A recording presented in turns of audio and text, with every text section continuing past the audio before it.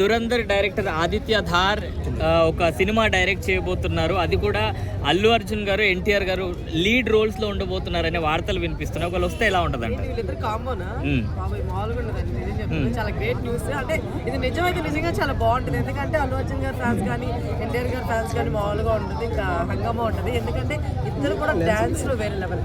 ఒక విషయం తెలుసు, ఒకటి డాన్సే కాదు, యాక్టింగ్ అంటే ఇంకా వేరే లెవెల్.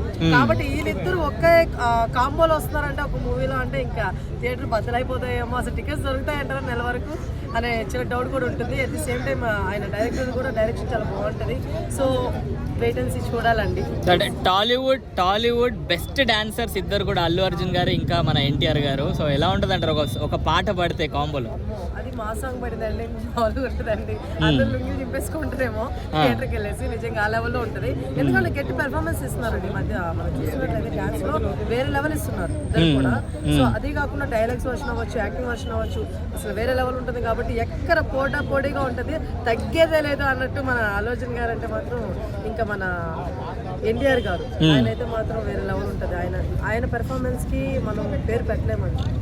సో టాలీవుడ్ లో ముగ్గురే డాన్సర్స్ అని నమ్ముతూ ఉంటారు అందరు కూడా, మన రామ్ చరణ్ గారు, ఎన్టీఆర్ గారు, ఇంకా అల్లు అర్జున్ గారు. సో ఆల్రెడీ రామ్ చరణ్ గారు, మన ఎన్టీఆర్ గారు ఆల్రెడీ కాంబోలో ఒక పాట చూసేసాం కదా. సో మరి ఒకవేళ అల్లు అర్జున్ గారు, ఎన్టీఆర్ గారు వస్తే ఏ రేంజ్ లో ఎక్స్పెక్ట్ చేయొచ్చు అంటారు?